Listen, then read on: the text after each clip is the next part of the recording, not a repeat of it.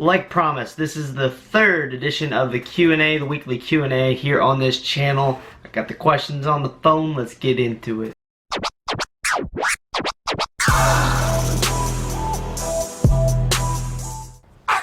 You guys know I always like to start out on Snapchat. Link it to my Snapchat right here. First question comes from Ben Huddlestone. He would like to know how I organize all of my cables. I'm currently at college, so I can't show you physically, but I have two main totes. One is for all the extension cords and the power strips, the surge protector strips as well, and all the power adapters like that. The other tote is purely for XLR, DMX cables, and ACU power cables as well. I actually have a cable here. One little pro tip for you guys. Buy these right here. These are Velcro attachments to your cables. So yeah, right here we have the Velcro tie, and they attach, just via Velcro, they attach your little loop onto your cables. These are extremely helpful, and they're not that expensive. I'm gonna link them. I'm gonna link where I bought them on Amazon in the description below. It should be one of the first links. You'll see it. Yeah, so I have these Velcro ties on all of my cables, and it just makes it so much easier at the end of the night when you're rolling up cables to put a Velcro tie on it, and then it makes it even easier when you take them out to set up for the next gig. Organization wise, these are like my favorite thing ever because they're so cheap and they keep cables wound together perfectly fine. We could really get into a new subject of how to wrap cables properly. Comment below if you know how to wrap up an extension cord properly without ruining it. Seanboy1, what age did I first start DJing? 15. Christian_Y, what do I think about LED bars? LED bars are great and they serve really good purposes, especially if like you got like a brick, like a really wide brick column or something uplight. A wide LED bar, like a meter bar, would do you really well. Or if you mount them on the sides of like trussing or something like that, yeah, they work really well. No complaints. They serve their purpose. David G191. What is my controller history? I'm assuming you mean DJ controllers. And do I wish to upgrade anytime soon? So I started out like I think most of you guys did, just on the laptop with like Virtual DJ or Serato, just playing with songs and mixing or Tractor. And then my first actual controller was the Hercules DJ 4 set. And actually I gave that controller away to one of the lucky subscribers to my channel when we hit 200 subscribers. And then currently I upgraded to the VMS 4.1, which is the mixer I've had now for going on 4 years? Yeah, 4 years. 4 years, going on 5 next year. As far as upgrading, yes, I strongly am looking currently for an upgrade. And actually back in September in a gig log, I'll link it right up here, I talked about asking you guys what controller you think I should look for upgrading. I was looking at either the Pioneer SX2 or the American Audio VMS 5. And since that, I've been looking at them and sound cards and stuff, and recently the Pioneer DJ SZ2 was announced, which means the Pioneer DJ SZ is now going down in price. And currently I'm waiting for that controller to drop to a certain price, or I find a used one in the condition I want and the case I want, and that's going to be the next mixer upgrade. So for you guys that watch the Q&As, there's a little snippet of what's to come on this channel. Not many people watch the Q&A, but a Pioneer DDJ SZ is my next controller upgrade. Joey Y, what was the hardest thing to do when you started being a DJ? Getting gigs. Getting gigs was really hard for me. One, you're starting off DJ, so it's automatically hard for you. But two, I was a junior in high school. I didn't have any advertising experience. I didn't have any marketing experience. I had a little bit of video experience, but overall I didn't really know what I was getting into. So I Googled a lot, watched a lot of videos, read a lot of forums, and basically taught myself how to market and stuff. And that was probably the hardest thing I had to do, was figure out how to market myself and get gigs. Side tip, I mentioned this in a lot of videos, use Facebook. Use Facebook. It's free. Next question comes from Elichit02. I answer a lot of his questions a lot. Where's the farthest I would travel for a gig?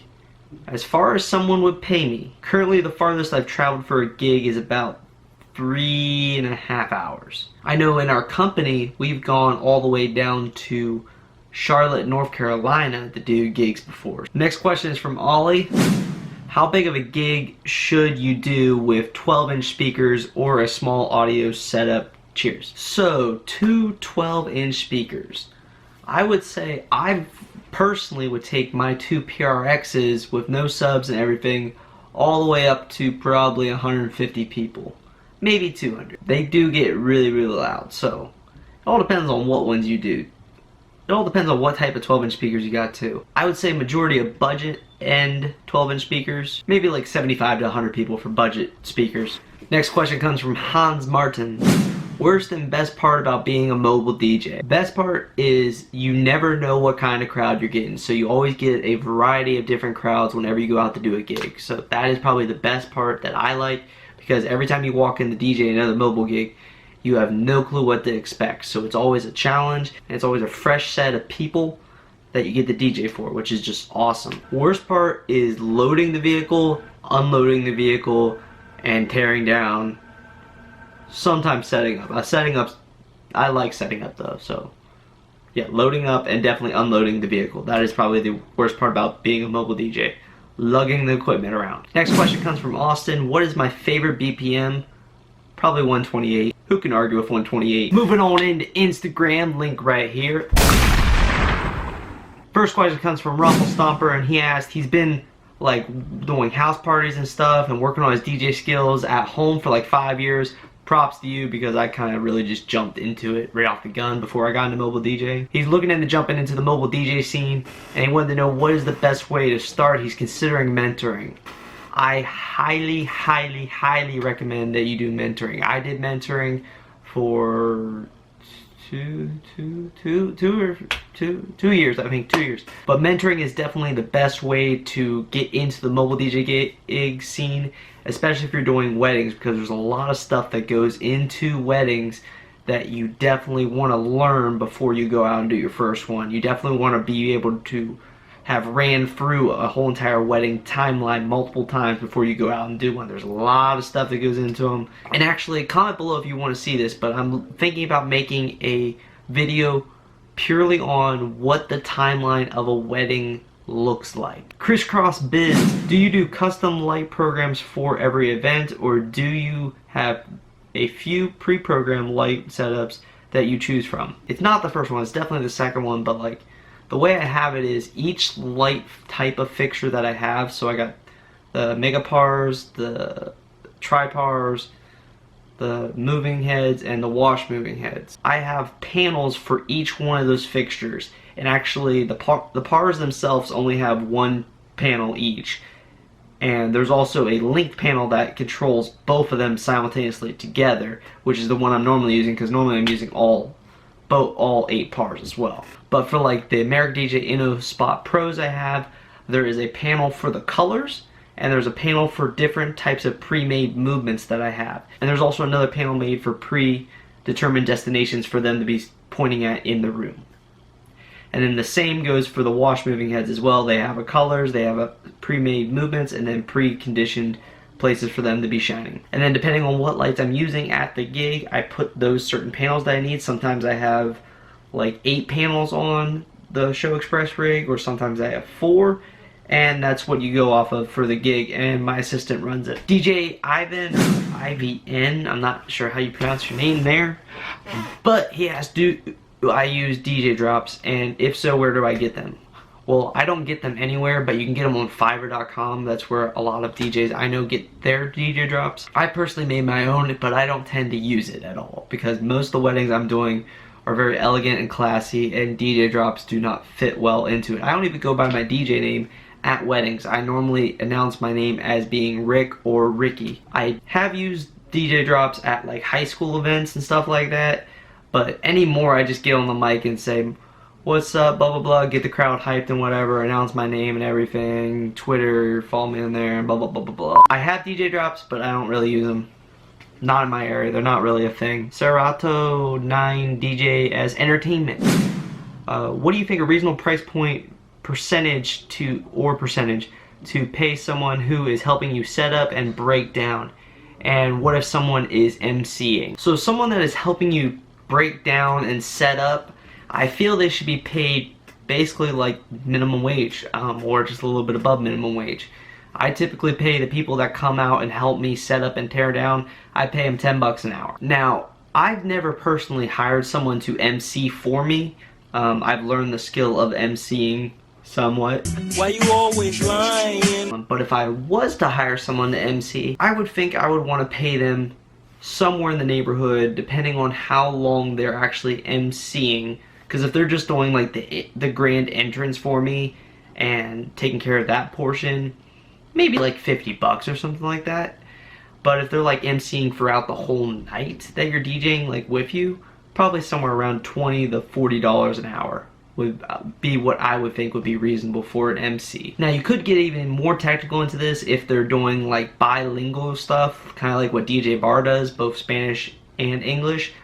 That you would probably want to pay them somewhere a lot more than that, probably anywhere above $50 to $60 an hour. But you also got to play into it how much they're actually announcing. I got really no good answer there for MCs. Next question comes from Madison. It's mad_dizzle28. She asked, where do I get the movie clips or videos put into my actual videos, which I did a lot in the vlogs from Vegas. Just Googled them on YouTube and ripped them off YouTube. Brilliant! Last question here, and this comes from the Life of Ollie. Does my brother Michael, link to his channel here, I don't know, I think it's right here, link to his channel. He does a lot of sports vlogs and cool stuff like that. There's actually a video on there that I made, which was like the biggest production video I've done in a long time. So if you want to go check out his channel, it's right here. Actually, I'll link my video that I made on his channel, so you can go right there. Go subscribe to him. He just hit 100 subscribers. Show him some love. You don't have to watch his videos, just go subscribe. But back to the question, does Michael, my brother, get paid for helping me out? Yes, 100% he gets paid for helping me out. And actually, he's not really helping me out anymore. He's like part of the setup. He's learned that Show Express, like to do lighting in that.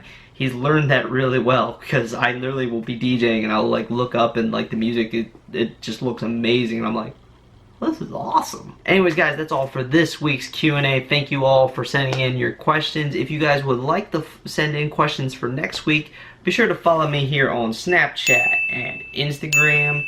I post a photo on Instagram when I'm doing the Q&A for you guys to leave comments on, and on Snapchat I post a snap that day when I want my questions from you guys, and I ask you guys to send me snaps and send me text of you guys asking your questions. Anyways, be sure to give me a thumbs up on this video. Leave down in the comments below any questions and concerns you have on this video, or anything you want to know just in general. Let me know how you're doing in the comments below. Always like to hear the feedback from all my DJ subscribers in the comments below. If you aren't already, be sure to subscribe, and if you want to take it a step further, which you should, hit that bell. That way you will be notified when I post a video, exactly when I post a video. You believe that? It's crazy, right? Like, it notifies you when I post a video. Anyways, guys, like always, my name is DJ Rick Webb. Keep them records spinning, and I'll see you guys next time.